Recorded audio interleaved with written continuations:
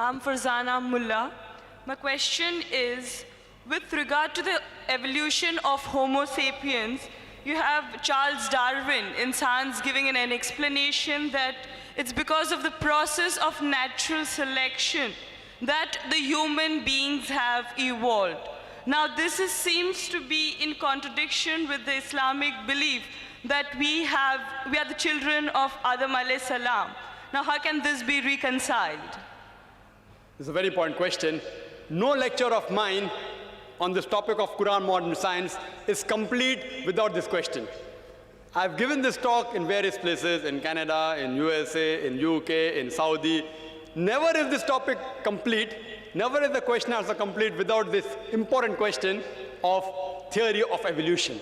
Charles Darwin, sister posed the question, how can you reconcile the Quran with Darwin's theory of evolution? Sister, I have not come across any book which says fact of evolution. All the books say theory of evolution. There is no book I have come across saying fact of evolution. If you read the book by Charles Darwin, The Origin of Species, it says that Charles Darwin went on an island by the name of Calotropis on a ship named as HMS Beagle. And there he found birds pecking at niches.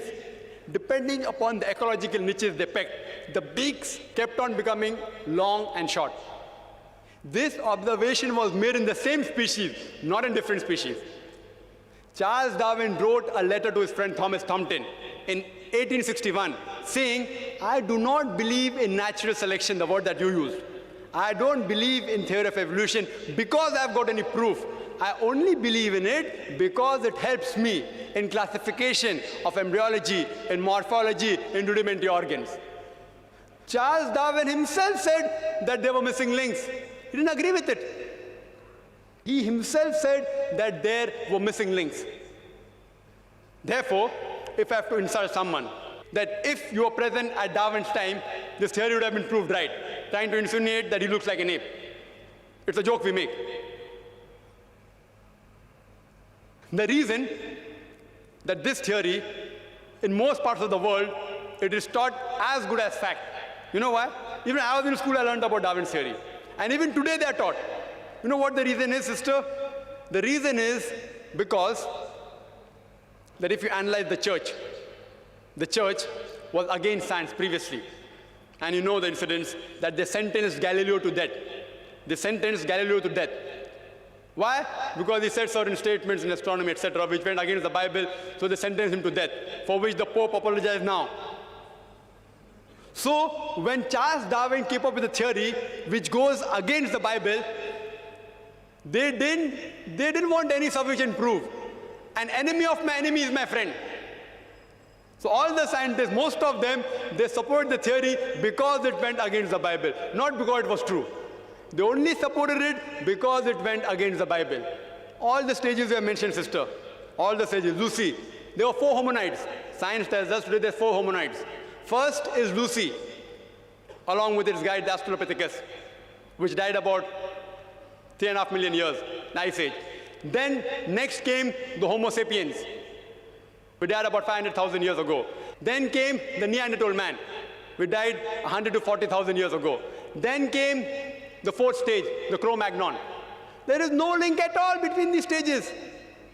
According to P.P. Grasset in 1971, who held the chair of evolutionary studies in Paris, in the Sorbonne University, he said, it is absurd. We cannot say who are ancestors based on fossils. I can give you a list of hundreds of scientists and Nobel Prize winners who speak against Darwin's theory. Hundreds. If you know of Sir Albert George, who got the Nobel Prize for inventing the vitamin C, he wrote a book, The Crazy Ape and Man, against Darwin's theory. Again, if you read Sir Fred Hoyle's works, he wrote several works against Darwin's theory. If you know about Rupert Stalbert, this person wrote a new theory of evolution against Darwin's theory. It's unthinkable. You cannot think that we are created from the apes. If you know of Sir Frank Salisbury, he was a biologist. He said it is illogical to believe in Darwin's theory. If you know about Whitemead, Sir Whitemead, he wrote a book against Darwin's theory. He was also a biologist. Several, you can give a list of hundreds. Today it is taught in the schools. Why? I told you. Media is in their hand. Otherwise, there's no proof at all. There are certain proofs at lower levels. An amoeba at lower species level, amoeba can change to paramecia. Quran does not say amoeba cannot change to paramecia. Quran does not say. If they have got proof, can be possible. It's not against the Quran. But there's no proof at all. People talk about molecular biology theory. They talk about genetic coding. According to Francis Crick, who's authority in this field, he said it is unimaginable. Again, if you do that ratio, the probability of one DNA forming from ape to human being is again 0. If I start calculating, I think we'll get bored again. You know the calculation I told you for one protein molecule? It is somewhat similar from one DNA. It is not possible at all. You know, there's a theory recently that homosexuality is genetic. And when I read in the Times of India, I thought, surely, the moment I attend the next lecture on Sunday in IRF, I'll be asked this question. If homosexuality is genetic, how can Allah blame us? Quran speaks against homosexuality. And I said that, see, this is a theory. Wait till it gets established. It's a theory. Don't comment on that. Within the matter of span of this few months, it was proved to be illogical. And the person who propounded this theory that homosexuality is genetic himself was an homosexual. Therefore, I said, I'm going to give my talk on scientific facts, not on theories and assumptions. Darwin's theory has not been proven. We have not been created from ape. There are hundreds of scientists who speak against that, and Quran speaks against that also. Quran says the first man was Adam, peace be upon him. Inshallah, they'll discover it 100 years afterwards, or maybe 1,000 years afterwards. Today, there is research showing that human beings have been created from one pair. Again, it's just a theory. It supports the Quranic verse that human beings have been created from one pair, male and female. It's just a theory. Therefore, I don't quote that in my talk. Inshallah, it will be established 50 years afterwards or 100 years afterwards. Then we'll know that Quran conciliates with this part. So far, it's not conflicting. It's not conflicting with established science at all. Hope that answers the question.